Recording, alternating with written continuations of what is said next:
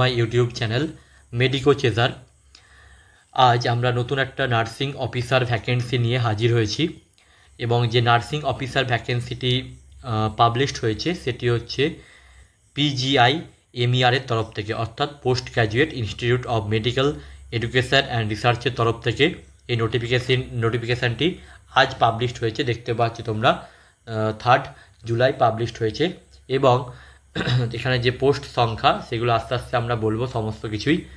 এবং তোমার পিজিআই এমইআর চণ্ডীগড়ের তরফ থেকে এই ভ্যাকেন্সিটি কিন্তু পাবলিশড হয়েছে। আচ্ছা, এখানে যে রেজিস্ট্রেশন শুরু হবে তার ডেটটা দেখে নাও। আমাদের আগামীকাল থেকে 4 জুলাই থেকে আমাদের অ্যাপ্লিকেশান শুরু হবে এবং অ্যাপ্লিকেশান চলবে নেক্সট মান্থের তোমার 4 তারিখ পর্যন্ত কিন্তু অ্যাপ্লিকেশান চলবে, অর্থাৎ মোটামুটিভাবে তোমার হাতে 1 মাস রয়েছে অ্যাপ্লাই করার জন্য। অ্যাপ্লিকেশান ফি দেখো আমাদের জন্য, অর্থাৎ জেনারেল ওবিসি বা ইডব্লিউএসের ক্ষেত্রে তোমার 1500 টাকা তোমার অ্যাপ্লিকেশান ফি উইথ প্লাস হবে তোমার ট্রানজ্যাকশান চার্জ এবং এসসি এসটি ক্যাটাগরির ক্ষেত্রে তোমার 800 টাকা প্লাস ট্রানজ্যাকশান চার্জ, এটা তোমার application fees. Mode of payment দেখো, তুমি debit card, credit card, net banking any তোমার ইউজ করতে পারো for the payment. Okay, important note দেখো, ইম্পর্টেন্ট নোট হচ্ছে কি all information relating to this recruitment including addendum বা যে সমস্তগুলো আছে, কম্পিউটার বেসড টেস্ট, ডিক্লারেশন আছে, ওইগুলো আমরা পরে দেখছি। তাহলে আমরা মোটামুটি বুঝতে পারলাম যে অ্যাপ্লিকেশান ফি হচ্ছে জেনারেল ওবিসি ডব্লিউএসের ক্ষেত্রে 1500 টাকা, এসসি এসটি ক্যাটাগরির ক্ষেত্রে 800 টাকা এবং অ্যাপ্লিকেশান শুরু হচ্ছে আমার আগামীকাল থেকে এবং সেটা 1 মান্থ চলবে। ওকে, আচ্ছা এখানে দরকার নেই। আচ্ছা, এবার দেখো আমাদের কতগুলো ভ্যাকেন্সি রয়েছে সেটা একটু জানাটা দরকার। বিভিন্ন তোমার হচ্ছে লিগাল অ্যাসিস্ট্যান্ট বা জুনিয়র টেকনিশিয়ান বিভিন্ন পোস্টে দিয়েছে।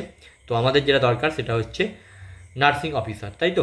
তো দেখো নার্সিং অফিসারের ক্ষেত্রে আমাদের দিয়েছে তোমার টোটাল 51 পোস্ট দিয়েছে আমাদের নার্সিং অফিসারের ক্ষেত্রে, যার মধ্যে ইউআর ক্যাটাগরি অর্থাৎ আনরিজার্ভ ক্যাটাগরির 20 সিট, এসসির 8টা সিট, এসটি হচ্ছে 6টা, ওবিসি 14টা এবং ইডব্লিউএস 3টে। তাই আমাদের নার্সিং অফিসারের ক্ষেত্রে গ্রুপ বি যে নার্সিং অফিসার তার ক্ষেত্রে টোটাল সিট হচ্ছে 51 এবং ইউআর হচ্ছে 20, এসসি হচ্ছে 8টা, এসটি হচ্ছে 6টা, ওবিসি 14টা, ইডব্লিউএস 3টে। আচ্ছা, এবার দেখো তোমার নার্সিং অফিসারের যে পে স্কেল হবে সেটা দেওয়া আছে, লেভেল 7 হচ্ছে পে স্কেল এবং তাতে 44,900 থেকে 1,42,400, মানে একটা হ্যান্ডসাম একটা পে করা হবে। তো এর ক্ষেত্রে দেখো এজ লিমিটটা খুব ইম্পর্টেন্ট, 35 ইয়ার্স পর্যন্ত কিন্তু তুমি এর জন্য অ্যাপ্লাই করতে পারবে।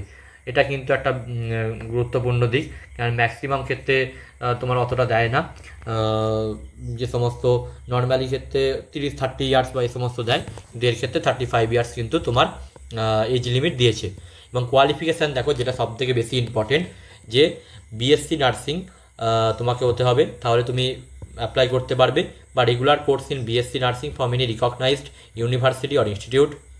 বিএসসি অনার্স ইন নার্সিংও করলেও কিন্তু তুমি করতে পারবে। পোস্ট বেসিক বিএসসি নার্সিং যে কোনো ইউনিভার্সিটি থেকে করলে কিন্তু করতে পারবে।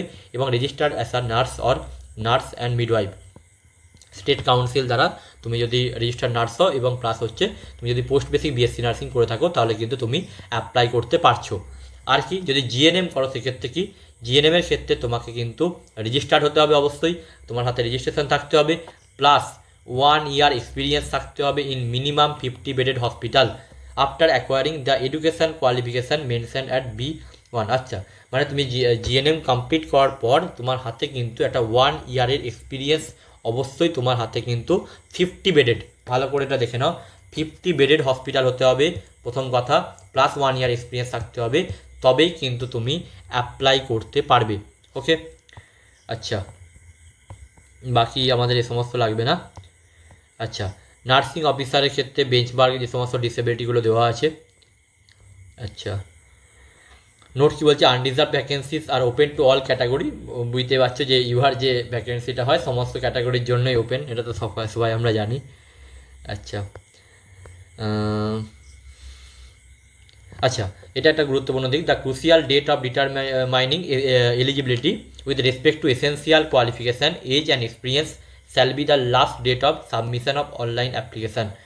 মানে যে 4th যে নেক্সট মান্থের 4 তারিখের পর্যন্তই আমাদের কিন্তু সমস্ত যে এলিজিবিলিটি, ধরো তোমার এক্সপিরিয়েন্স 1 ইয়ার, তোমার যদি 4 তারিখ নেক্সট মান্থের 4 তারিখের মধ্যে 1 ইয়ার কমপ্লিট হয় তবেই কিন্তু তুমি অ্যাপ্লাই করতে পারবে। ধরো তোমার 5 তারিখেও যদি অ্যাটলিস্ট হয়, 5 তারিখেও যদি তোমার হচ্ছে 1 ইয়ার কমপ্লিট হয়, সেক্ষেত্রেও কিন্তু তুমি এলিজিবিলিটি ক্রাইটেরিয়া কিন্তু সঠিকভাবে ফুলফিল করছো না। ঠিক আছে। আচ্ছা, এক্ষেত্রে দেখো এজ রিল্যাক্সেশন যেটা দেওয়া আছে, no age relaxation would be available to reserve category candidate applying for the unreserve vacancy. Normal unreserve ভ্যাকেন্সির জন্য যখন তুমি করবে তখন কিন্তু এজ রিল্যাক্সেশন পাবে না। তো এজ রিল্যাক্সেশনগুলো দেওয়া আছে। আচ্ছা, এখানে আর তোমাদের ইম্পর্টেন্ট বলতে সমস্তগুলো ইম্পর্টেন্ট নয়, এজ রিল্যাক্সেশনগুলো তোমরা দেখে নেবে। ইডব্লিউ সার্টিফিকেটের ব্যাপারটা দেওয়া আছে, পিডব্লিউডি যে আমাদের ফিজিক্যাল ডিসেবিলিটি ব্যাপারটা আছে। আচ্ছা, স্কিম অফ এক্সামিনেশন দেখো, এক্সামিনেশনের স্কিমটা একটু দেখে নাও, যে candidates who have successfully submitted their online application will be allowed to appear in the online. CBT মোডে এক্সাম হবে, তাহলে সিবিটি মোডে আমাদের এক্সাম হবে, এবং এক্সামের পোস্ট গ্রুপ বি এবং গ্রুপ সির ক্ষেত্রে নাম্বার অফ এমসিকিউ থাকবে 100 এমসিকিউ থাকবে, 100 মিনিট টাইম। ঠিক আছে, টোটাল মার্কস হচ্ছে 100, তাহলে আমাদের 100 × 1 মার্ক করে প্রত্যেকটা কোশ্চেন, তাহলে টোটাল মার্কস হচ্ছে 100। ঠিক আছে, মিনিমাম কোয়ালিফাইং মার্ক বা সিবিটি এক্সামের জন্য 40% মার্কস হচ্ছে জেনারেল এবং ইডব্লিউএস ক্যাটাগরির জন্য, এবং 35% মার্কস হচ্ছে এসসি এসটি ওবিসি ক্যাটাগরির জন্য। ঠিক আছে, কম্পিউটার বেসড টেস্ট যেটা হবে শুধুমাত্র ইংলিশ ল্যাঙ্গুয়েজেই হবে। ঠিক আছে, each question shall carry 1 mark carry করবে, এবং দেয়ার উইল বি আর negative marking to the extent of 0.25 marks for each wrong answer. যেমন প্রত্যেকটা রং অ্যান্সারের জন্য 0.25 মার্কস করে ডিডাক্ট হবে, বুঝেছো? তাহলে প্রত্যেকটা কোয়েশ্চেন হবে 1 মার্কস, এবং প্রত্যেকটা ভুল অ্যান্সারের জন্য 0.25 মার্কস করে ডিডাক্ট হবে। আচ্ছা, scheme of short listing candidate on the basis of the CBT examination, candidates who qualify the exam as per the above prescribed minimum qualifying criteria will be shortlisted category wise for the further recruitment process. For post where no skill test is prescribed, number of candidates that will be shortlisted is equal 3 into number of post advertised plus ties. আচ্ছা, এখানে বলছি যেখানে skill test ধরো কীভাবে shortlist করা হবে, তোমার যেখানে কোনো স্কিল টেস্টের দরকার হবে না সেক্ষেত্রে তোমাকে টোটাল শর্টলিস্ট করবে যতগুলো নাম্বার অফ পোস্ট অ্যাডভার্টাইজ করা হয়েছে তার মানে কি ট্রিপল প্লাস টাইপগুলোকে নেওয়া হবে। ঠিক আছে, আচ্ছা এগুলো একটু দেখে নিও তোমরা। Scrutiny of application, interview.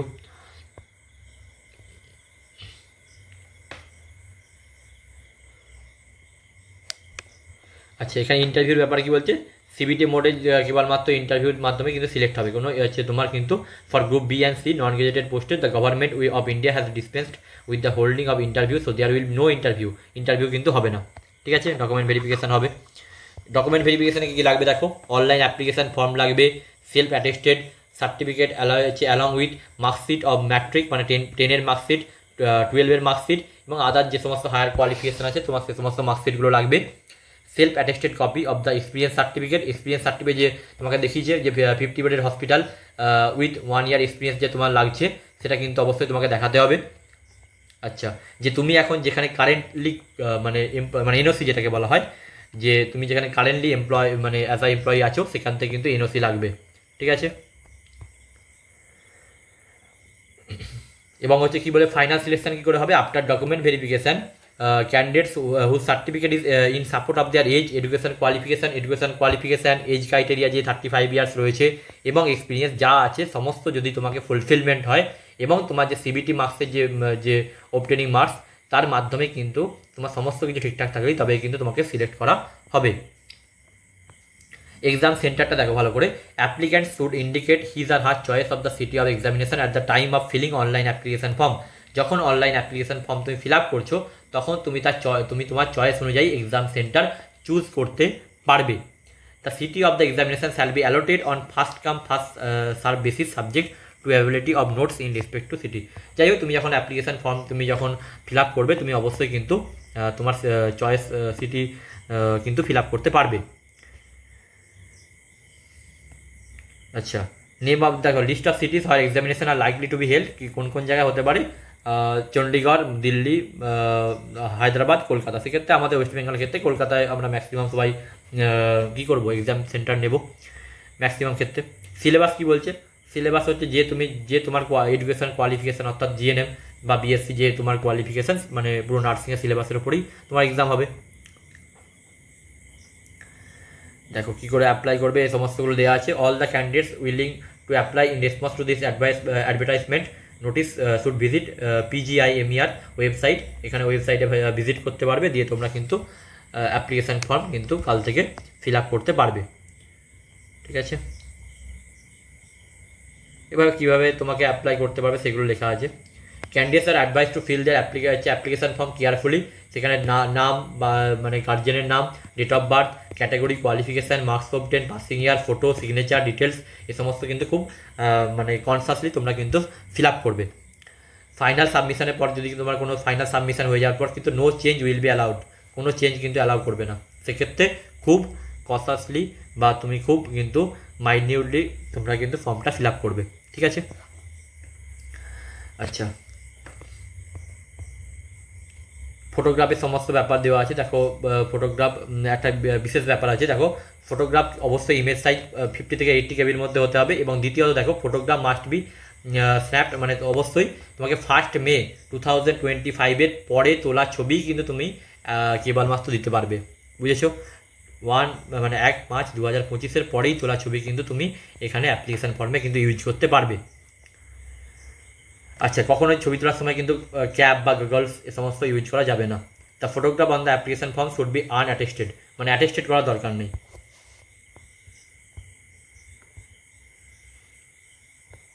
এগুলো পরের ব্যাপার অনেক। আচ্ছা, এগুলো ততটা দরকার নেই। Form of certificate to be produced by other backward classes applying for the appointment to post under government of India. এখানে যে ব্যাকওয়ার্ড ক্লাসের যে তোমার প্রোফর্মাটা আছে এখানে তোমাকে ফিল আপ করতে হবে। আচ্ছা, declaration to be sign by OBC candidate only, OBC ক্যান্ডিডেটের জন্য ডিক্লারেশন ফর্ম। আচ্ছা, income analysis certificate to be produced by economically EWS যারা অ্যাপ্লাই করছো তাদের জন্য এই প্রোফর্মাটা তোমাকে নিয়ে গিয়ে সাইন করাতে হবে, অফিসারকে দিয়ে সাইন করাতে হবে। ঠিক আছে, ফিজিক্যাল যাদের হচ্ছে ফিজিক্যালি ডিসেবলড তাদের ক্ষেত্রে এই সার্টিফিকেটটা লাগবে। তো এইগুলো মোটামুটি তোমাদের কিন্তু প্রডিউস করতে হবে। আচ্ছা,